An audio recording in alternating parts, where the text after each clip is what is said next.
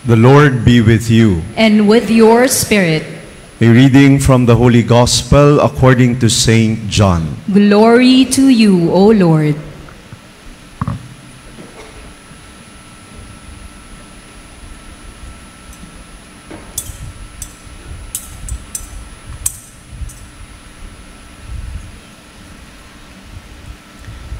Before the feast of Passover, Jesus knew that his hour had come to pass from this world to the Father. He loved his own in the world, and he loved them to the end. The devil had already induced Judas, son of Simon the Iscariot, to hand him over. So during supper, fully aware that the Father had put everything into his power, and that he had come from God and was returning to God, he rose from supper and took off his outer garments. He took a towel and tied it around his waist. Then he poured water into a basin and began to wash the disciples' feet and dry them with the towel around his waist. He came to Simon Peter, who said to him, "Master, are you going to wash my feet?" Jesus answered and said to him, "What I am doing you do not understand now, but you will understand later." Peter said to him, "You will never wash my feet." Jesus answered him, "Unless I wash you, you will have no inheritance with me." Simon Peter said to him, "Master, then not only my feet, but my hands and head as well." Jesus said to him, "Whoever has bathed has no need except to have his feet washed, for he is clean all over. So you are clean, but not all." For he knew who would betray him. For this reason he said, "Not all of you are clean." So when he had washed their feet and put his garments back on and reclined at table again, he said to them, "Do you realize what I have done for you? You call me teacher and master, and rightly so, for indeed I am. If I therefore, the master and teacher, have washed your feet, you ought to wash one another's feet. I have given you a model to follow, so that as I have done for you, you should also do." Sisters and brothers, the Gospel of the Lord. Praise to you, Lord Jesus Christ. Magandang hapon po sa inyong lahat. Kanina bago magsimula ang misa, sabi, "Father, ang init." Ang sagot ko, huwag kang mag-alala, sa impyerno mas mainit. Kaya kung ayaw mo ng mainit, ayusin mo ang buhay mo. Ano po? Pinauna ko po yung paghuhugas ng paa bago ang pagninilay, na kung saan taon-taon naman natin ginagawa. Ano pang huhugasan mo sa isang paang nagpa-pedicure? Ano pang huhugasan mo sa isang paa na pag pinunasan mo, merong pang, sabi nga ay lotion. Mas malinis pa pagkamisan sa kamay ko yung mga paa nila. We always remind ourselves that the washing of the feet is about humility, about servanthood. That God humbled himself, stripped himself, as the gospel said, stripped himself of his garment and washed the feet of his disciples. Humility and servanthood. But I would like to focus more on the people whose feet were washed. Palaging pinag-uusapan si Jesus na naghugas, pero hindi natin pinag-uusapan yung mga hinugasan, no? Hinugasan. Bakit ayaw nating magpahugas ng paa? Bakit? kailangang nakahanda yung huhugasan. Sinabi ko minsan yan, sa parokya, mamili tayo on the spot. Ay nako, hindi kami nakalabing-dalawa. Ha? Talagang ayaw nung iba. Ano po? Sabi ko, ano po bang problema ng paa ninyo? Basta Father, wag. Di ba? Basta Father, wag. But I want you to understand this. I want you to understand this. I do not know if you knew this, that our body has 206 bones. 206 bones. And our feet has 52 bones.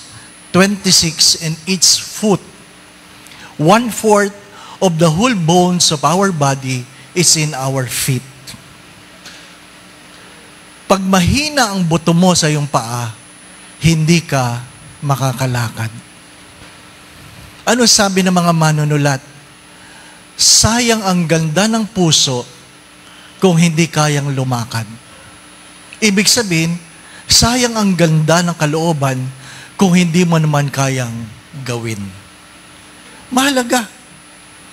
Mahalaga na makita mo ang iyong paa,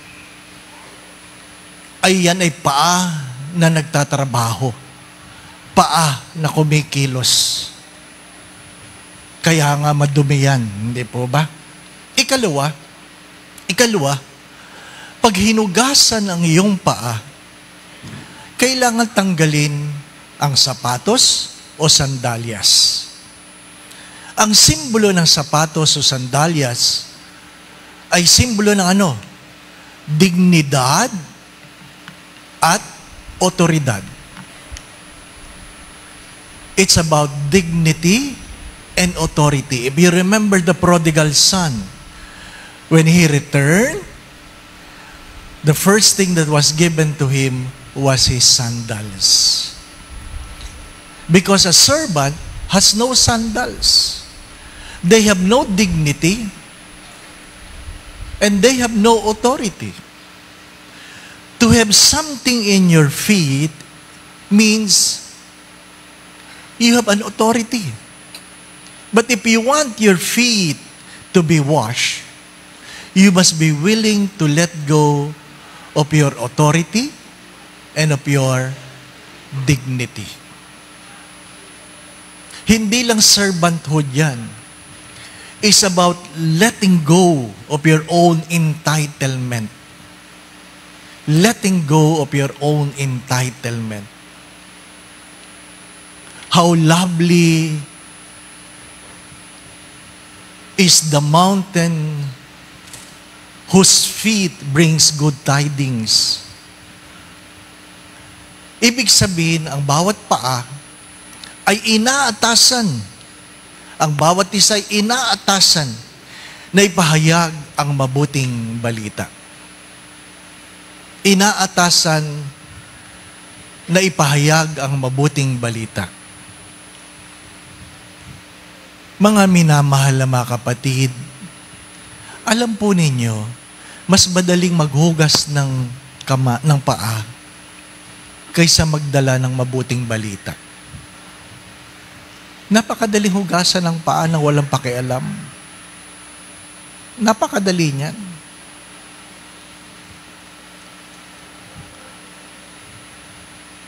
Sa morgue nga, hindi lang hinuhugasan, pinapaliguan pa, di ba? No? Patay na nga lang. Patay na nga lang. Again, if you have a feet, you are reminded of what? To preach the gospel. To bring good news. To serve the poor. In so doing, you worship God. Ang isang Kristiyanong walang ginagawa, walang saysay. Walang saysay. Kaya nga, ang tanong ay, pinakain mo ba ang nagugutom? Pinainom mo ba ang nauuhaw? Do you welcome strangers? Do you visit the sick? Do you visit those who are in prison? Do you clothe the naked? At dinagdag ng simbahan, do you bury the dead? At minsan tinanong ko yan. At gusto ko kayong tanungin, sino sa inyo ang nakabisita na sa mga kulungan?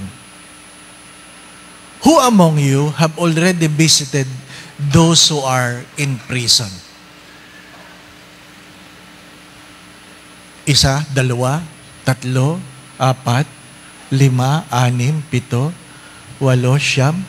10. Yung iba, wala pa, no? Bakit? Natatakot kayo, no? Natatakot kayo. Ano kinakatakot nyo? Dahil masasama silang tao? Ganon ba yon? Lahat ba na nakakulong talagang may kasalanan? Magandang itanong yon. Di ba naikwento ko yan sa inyo na minsan,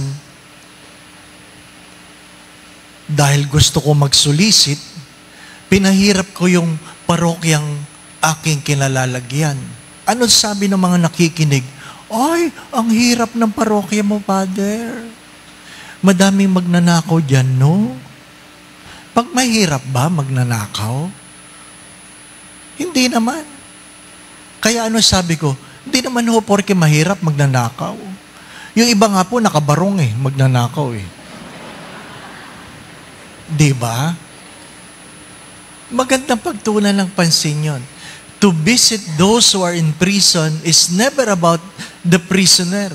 It is about you who is so judgmental about people. When we clothe the naked, it is never about them. Because if you are naked, you always welcome what is given to you. Ang may problema, yung magbibigay.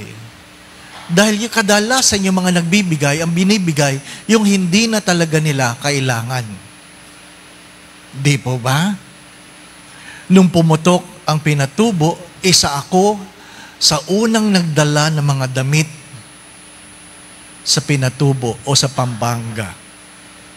6 na kahon ng damit na hindi ko naman chinek anong laman at anong klaseng damit. At ang una namin dinalhan ay ang mga aita sa bundok. Alam niya naman ay tsura ng aita, di po ba, ano? At lamig na lamig sila. Kaya nung ibinaba yung mga kahon, unahan sila. Pero, nung buksan yung mga kahon, hindi ko naman alam na ang laman pala'y gown, barong, Amerikana. Hiyang-hiya ako. Alam mong ang pinamigay ay yung hindi na nila kailangan. Hiyang-hiya ako kasi suot-suot na mga aita yung mga gown. Suot-suot na mga aita yung barong, yung Amerikana. Sa biglang tingin, ay parang wala kami sa pinatubo. Para kaming may prosesyon. Sorry for the words. Hindi bagay sa kanila yung gown. Pero, tumatanggi ba sila? Hindi. Bakit? Sila ang nangangailangan. To clothe the naked is not about those who will receive, but those who will give. Yung mga may kasambahay, bakit ba kailangang ipakain sa kasambahay yung mga ayaw nyo ng kainin na natira kahapon? Di ba? Sa Rockwell, noon, yung aming kasamang pari sa seminaryo, gutom na milisya Pumasok siya sa isang restaurant. Katabi niya yung mga mayayamang kumakain. Hindi siya inaatupag ng waiter. At sabi niya, ba't hindi niyo ako inaatupag? Sabi ng waiter, akala ho namin kasi kayong katulong nitong mga ito. Ganun ba yun? Pero siguro nakakita na kayo ng pamilya kumakain sa magandang restaurant, ang mga katulong hindi kumakain. Bakit? Hindi ba nagugutom ang katulong? Di po ba, no? It is never about them. It is about you.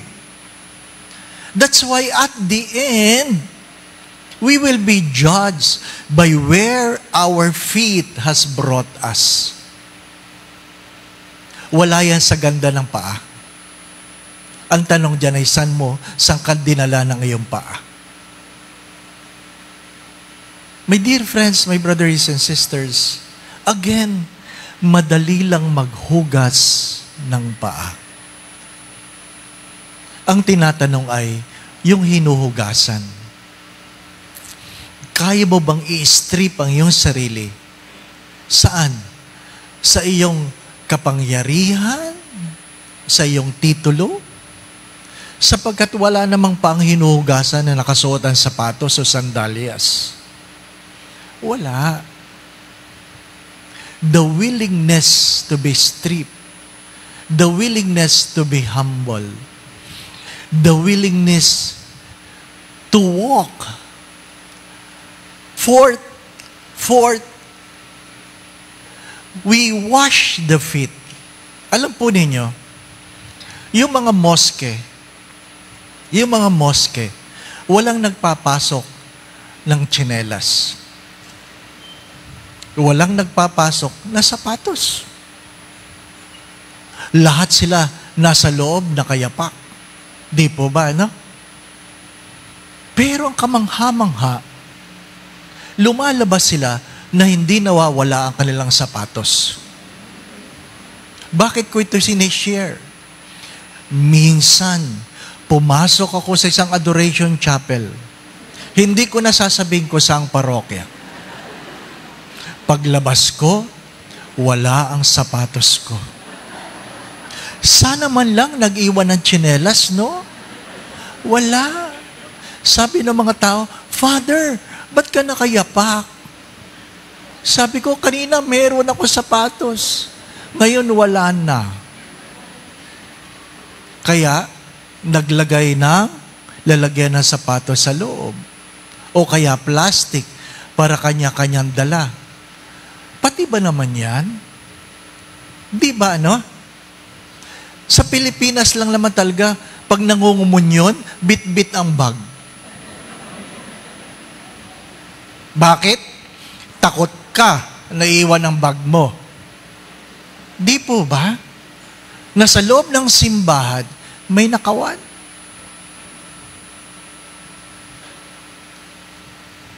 Ano po ibig ko sabihin? You purify your feet as a way of purifying your soul. What is ritual without a clean heart? Again, my brothers and sisters, what is ritual without a clean heart? Mahilig tayo sa palabas, kaya ang loob, hindi natin nasusuri. At ang panghuli ay, wala naman sa script yung hinahalikan ng paa. Wala. Hinalikan ba ni Jesus? Wala. Bakit hinahalikan ng pari yung paa? Maganda ba yung paa na hindi ko mapigilan na aking sariling halikan yan? Di ba? Hindi. Kung natatandaan ninyo ang isang makasalanan, ay walang tigil na humalik sa paa ni Jesus dahil siya'y pinatawad. I kiss the feet of those who allowed themselves to be washed, begging the Lord that He forgive my sins and the sins of the people I serve. I kiss the feet of those who allowed themselves to be washed because I begged the Lord to forgive my sins and the sins of the people I serve. My dear friends, my brothers and sisters, yun ang mahirap pag nagpari ka. Hinahalikan mo estola, altar linen, gospel book, and once a year, paa. Kaya mahirap magpari. Di ba ano? Ano sabi ng matatanda? Kaya nga, pag ako'y namatay at binigyan ng pagkakataong muling mabuhay, gusto ko bulaklak. Bakit naman? Para ako nagde-decorate sa altar. Sabi nung isa, ay, ayaw ko ng bulaklak. Ako ang flower base. Bakit? May mga araw na walang bulaklak ang altar. Damo lang. Di po ba, ano? Oo nga naman. Kung bulaklak ka, may mga araw na wala ka sa altar. Pero sabi niya, mas gusto kong ako maging kandila. Bakit? Gusto mong iniilawan si Jesus, no? Oo. At sabi ng isang matanda, ako, kahit anong mangyari, kung ipapahintulot ng Diyos, ako ang altar linen. Sabi, wow, galing mo naman. Gusto mo sinasalo si Jesus habang nagmimisa? Sabi niya, hindi. Anong gusto mo? Gusto ko, araw-araw akong hinahalikan ni Father.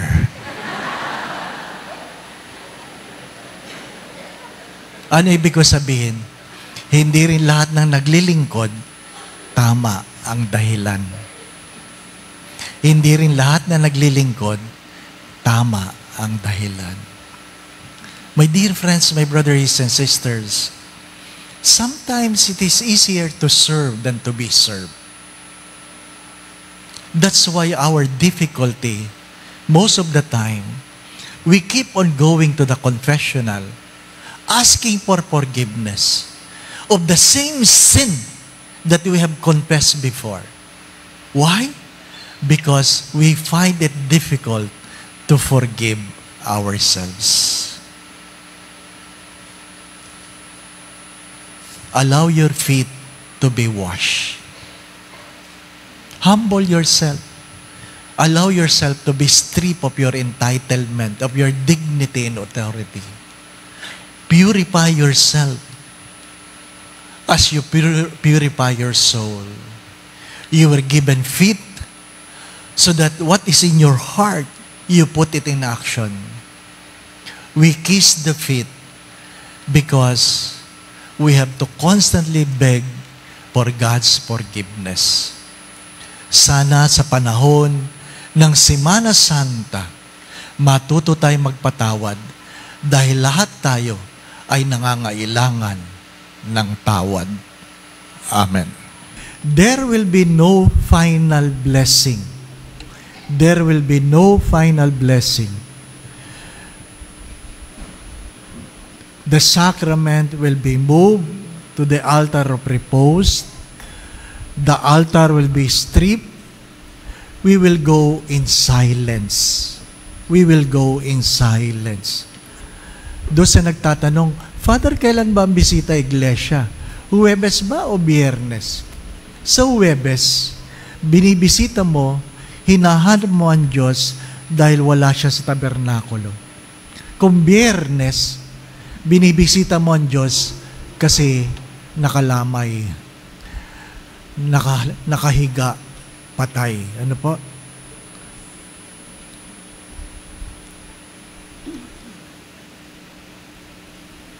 Sabi kanina, ba't ang daming lasing ngayon? Bakit daw ang daming lasing? Sabi daw ng mga lasing, nagluluksa kami, patay si Jesus. Tigilan nyo nga yan. Ano po? Nagluluksa. Pakiusap ko lang, ano po? Igalang nyo naman yung altar of repose. Saan man kayo magpunta, pakigalang ninyo. Tigilan nyo yung kasi selfie sa altar of repose. Ano pa? Isipin mo, naghihingalo ang Diyos, selfie tayo, selfie. Walang galang, no? Naintindihan mo sana.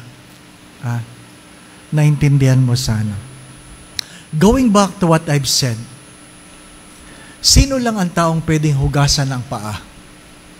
Ang sagot ay, yung merong paa. Pag walang paa, walang uhugasan. Di ba ba, no? Simple lang yun. The washing of the feet reminds us that we have feet.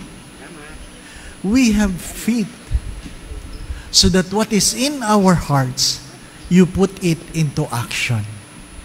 This year is a year of prayer. Hopefully, my dear brothers and sisters, we put our prayers into action. Again, hopefully this year, a year of prayer, we put our prayer into actions. Look at your feet. You were given a feet because you're given a task.